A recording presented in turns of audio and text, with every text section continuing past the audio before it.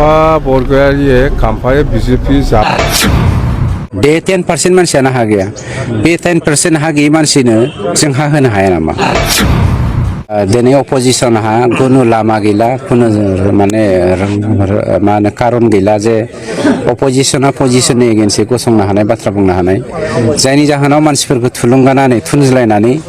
जोंनि जा हारि दानायनि थाखाय गेरेमसा हारि दानायनि थाखाय बड'फानि होलांनाय मोन्थोर बे मोन्थोरखौ नोजोर बोनानै जोङो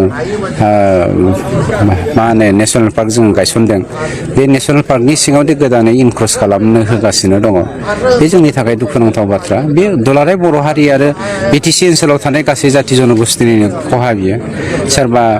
प्रमद बर' बिथाङा शिफ जादों होननानै बिथांनि एगेन्स्टै थांनानै सोरबा फेरेंगानि एगेन्स्टै थांनानै खामानि मावनाय माने हारिनि बेरेखायै खामानि मावनाय बेवहाय बेहाबो जायहा थुनज्लायदों जायहा मावहोदों बेहाबो खहा दं दुलाराय समाजानो खहा दं दुलाराय हारियानो खहा दं सार जायगाफोरखौ सन्देह खालामनायफोर सोरबा दं आंनाव प्रमान दं आंनाव बिसोरो जेरै राजखान्थि गेलेदों बे प्रमानखौ लानानै जोंबो राजखान्थि गेलेनो एबार जोङो खिन्थु हारिखौ लानानै राजखान्थि गेलेया बै राजखान्थिगिरिफोरनि सायावसो जों राजखान्थि गेलेगोन गोबां प्रमान दं जायनि जाहोनाव आंथ' बुङो अपोजिसननि मानसिफ्रा दिनै हादानावहाय मानसि थननानै हाग्रा हाजिरा हादान होनानै बेवहाय गय गायहैनाय दं माबा माबि गायहैनाय जोंनाव फोरमान जथेस्थ' दं बैसोरखौ हमनायनि बेबस्था लागोन नामा सार जोङो मोननै लामा दं स्टिक एन्ड केरट पलिसि होनो जों स्टिक गोनां जायोबा बाहायगोन खिन्थु दा जों केरट पलिसि एडप्ट खालामगासिनो दङ अननायानो गुबै मोन्थोर अननायजोंनो गासिबो समस्याखौ समाधान खालामनो हायो बे अननायजोंनो जोङो समस्याखौ समाधान खालामनो नाजाग्रोदों सार बेवहाय जिखिनि आबाद दानसेनियाव माखासे राजखान्थि सोलिबाय थायो दा राजखान्थिखौ गेलेयालासिनो नोंथाङा सरकारनि जानानै रैखानि थाखाय मा मेसेज होनो जेरै सरकारनि जानानै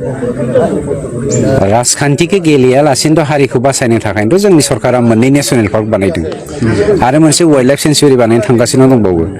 बेवहाय राजखान्थिगिरिफ्रा राजखान्थि खालामनायासो गेदेर खोन्था जोंनि सरकाराथ' राजखान्थि खालामाखै हारिखौ बासायनोसो जोङो दिनै दादों नेसनेल पार्कखौ बिथांमोना हा गोनांबो होननाय खोनादों 96%आनो हा दं 4% दे 10% मानसियानो हा गैया बे 10% हा गैयै मानसिनो जों हा होनो हाया नामा जोंनि हाखौ फानै फानै मानसिफ्रा दावखोगासिनो दङ जों बर'लेण्ड सिमनायावहाय बर'लेण्डनि हा बर'फ्रा गावनि हाखौ फाननानै दावखोदों दा बेफोरबायदि हायाव जोङो थांफिननानै रायजो जानांगौ आरो बे बेबस्थाखौथ' जोंनि सरकारानो लागासिनो दंखायो खिन्थु राजखान्थिनि थुनज्लायनायाव गावनि जिउखौथ' बरबाद खालामबाय बानायबाय हाग्रा दानै गावसोरनि फिसा फिसौ जोलैफोरखौबो इयुन जोलैफोरखौबो धंस' खालामनो थांगासिनो दं जोंनि हारिया जायनि जाहोनाव बर'फोरनि सोलोंथाइनि मानदान्दाया गाहाय हाग्रा दानस्रांग्रायाव मोनसे भिडिअ गोसारदों सार नोंथांनिबो नाम लानाय खोनादों लोगोसे बे राजनितिक आं मोनसे खोन्था दाखालि मा होनो निउस 24 ना मा हारसा पाबाव रज'नाय मा निउस पेपारथाय बियो निउसथाय आं मिथिया बे निउसआ आंखौ होदों बावहाय बियो मा होनदों बिसोरो निउसआ मा खालामदों बे लासिं सिं बाथ्रा नंखायनोथ' आं दहाय बुंदों गोमो माने मा होनो सांबादिक होननानै जाय मानसिया राजखान्थि गेलेनो थाखाय सांबादिकता खालामदों सांबादिकनि केरेक्टार्सआ मा बिनि मावनांगौ खामानिफ्रा मा बेखौ मिथियालासिनो जुदि हारिखौ फोजोबस्रांनायनि थाखाय खामानि मावो बिदिखौ जोङो गोमो राजखान्थि मा होनो सांबादिक होननानै बुङो गतिके गोमो खौरांगिरिनिख्रुइ गाज्रिसिन खौरांगिरि गाज्रिसिन जोलैनि हांगार पृथिबियाव गैया जाय खौरांगिरिया गोमो खौरांगिरि हिसाबै खामानि मावगोन बेयो बयनिख्रुइ देरसिन जोलैनि हांगार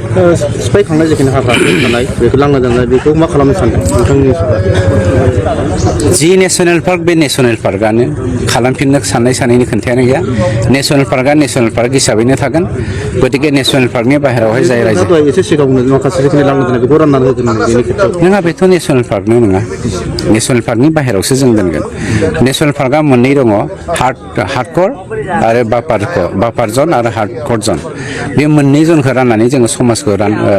समाज गायसननायनि बेब'स्थाखौ लानो नागिरदों दानिया बैसोर हाग्रा सिफायग्राफोरा बुजिनो मोनाखै नामा जे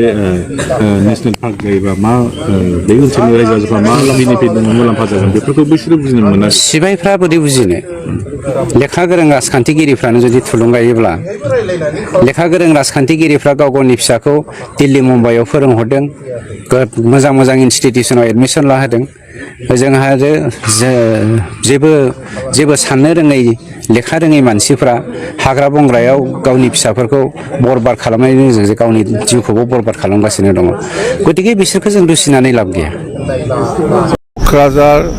चिरां आरो बाक्सा बा उदालगुरि বা ভেৰগাঁও হিচাপে ইয়াত আজি কচুগাঁও পালন কৰা হৈছে আৰু মই ইহঁতৰ লগত এই মঞ্চত একেলগে কথা পাতিবলৈ পাই মই মনটো ভাল লাগিছে মুঠতে বিকলাংগ হিচাপে চৰকাৰীভাৱে যিখিনি ফেচিলিটি পাব লাগে ইহঁতে ডিপ্ৰাইভ হৈ আছে বুলি আমাক জনাইছে কিন্তু আগৰ বিটিচি আমাৰ চৰকাৰ থকা সময়ত বিটিচি অঞ্চলত যিমান বিকলাংগ আছে সবেই ভাল সুবিধা পাইছিলে কিন্তু এই প্ৰমোদ বড়ো চৰকাৰৰ দিনত বিকলাংগ হিচাপে ডিসেবল হিচাপে যিখিনি ফেচিলিটি পাব লাগে ইয়াত ডিপ্ৰাইভ হৈছে বুলি ইহঁতে আমাক জনাইছে মুঠতে আমি যদি ভগৱানে বা ঈশ্বৰে বা আল্লাহে যদি মৰম কৰে 2025 যেতিয়া চৰকাৰ আহিব আমি কথা দিছোঁ যে ডিসেবল পাৰ্চন হিচাপে যিখিনি চৰকাৰী সুবিধা পাব লাগে ইয়াত আপোনালোকে ডিপ্ৰাইভ নহ'ব চাকৰি ক্ষেত্ৰতে হওক যিকোনো ক্ষেত্ৰত যিখিনি ফেচিলিটি আছে কোটা আছে এই কোটা হিচাপে ডিসেবল পাৰ্চনসকলে এইটো আমাৰ দিনত আগতো পাইছোঁ আৰু ভৱিষ্যতো পাব দেখা গৈছে যে খাম্পা বৰগয়াৰী বিজেপিত যাব বুলি এটা চৰ্চা চলি আছে এই বিষয়ে কি ক'ব নাই খাম্পা বৰগয়াৰীয়ে খাম্পায়ে বিজেপি যাব বুলি ময়ো শুনি আছোঁ ক'ৰবাত বাতৰিত বা মোবাইলত বা ছ'চিয়েল মিডিয়াত কিন্তু মই আজিলৈকে খাম্পাক বিজেপি দলৰ কিবা টপি পিন্ধাটো মই দেখা নাই সেইকাৰণে মই একো ক'ব নোৱাৰি আজিৰ দিনত দেখা গৈছে একালৰ আপোনালোকৰ ঘনিষ্ঠ অতিথিসকল যে চন্দন এইবিলাক সুধি থাকি লাভ আছে নেকি এইবিলাক কিয় সুধি থাকে মই কৈছোঁ খাম্পাক আজিৰ দিনলৈকে মই কেৰুৱা দলৰ বা বিজেপি দলৰ টপি পিন্ধাটো মই দেখা নাই হয় শুনি আছে এনেকুৱা যাব কিন্তু যোৱা নাই যে আজিলৈকেও যদি গুচি যায় এইটো মোক নুসুধিবি এইবিলাক যদি গুচি যায় কি হ'ব এইবিলাক মোক সুধিব নালাগে দৰকাৰ নাই ৰঞ্জন দৈমাৰী বিটিচিৰ চিফ হ'ব বুলি বিজেপিৰ পৰা গোপন সূত্ৰৰ পৰা মানে প্ৰকাশ কৰিছে এইটো ৰঞ্জন দৈমাৰী চিফ হয় না কোনোবাই প্ৰমোদ বড়ো চিফ হয় না কোন চিফ হয় সেইটো 2025 ইলেকশ্যনত দেখা যাব 25 ইলেকশ্যনৰ পিছত আপোনালোকে বিজেপিৰ সৈতে কিবা মিত্ৰতা কৰাৰ সম্ভাৱনা নাই ইলেকশ্যনটো আমি নিজাববীয়া খেলিব ইয়াত কি মিত্ৰতাৰ কথা আহে ইলেকশ্যনৰ পিছত যদি এনেকুৱা পৰিস্থিতি আহে এইটো ইলেকশ্যনৰ পিছত ৰিজাল্টৰ পিছত দেখা যাওক কি হয় সেইটো মই আজিৰ দিনত মই ক'ব নোৱাৰে এতিয়া ইলেকশ্যন হ'ব 2025 এপ্ৰিল মাহত হ'ব লাগে ইলেকশ্যন ৰিজাল্টৰ পিছত এইটো কি হয় দেখা যাওক কিন্তু আজিৰ দিনত একো ক'ব নোৱাৰে কথা সেইটোৱে দেই BPF हानजा आरो हाग्रामा महिलारिया जाहैबाय बड'लेण्डनि जाखां बिदिन्था बेहाय जमदुवारनि 4000निबो बांसिन गुबुन गुबुन हानजानि सुबुंफ्रा दिनै UPPL आव हाबफैबाय दिनैनिफ्राय जोंनि प्रमोद बड़ो सार दैदेननाय जोंनि इउजि ब्रह्म सार दैदेननाय गोविन्द बसुमतारी दैदेननाय जे हानजा UPPL हानजा बियो जमदुवार समस्थियाव जे देरहाबाय बेखौ दिनैनो जों फोसावनो हाबाय नुबाय रोजा रोजा सुबुंफोर दिनै जइन जादों जोंनि हानजानि नीति आदर्शखौ मोजां मोननानै जोंनि बिटिआर सरकारनि हाबाफारिखौ मोजां मोननानै दिनै बयबो दले दले जोंनाव जगदान जाफैबाय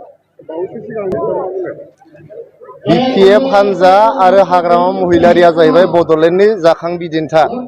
आरो UPPL आरो प्रमोद बड़ो सारा जाहैबाय जोंनि बड'लेण्डनि जाफु आरो इयुन बिदिन्था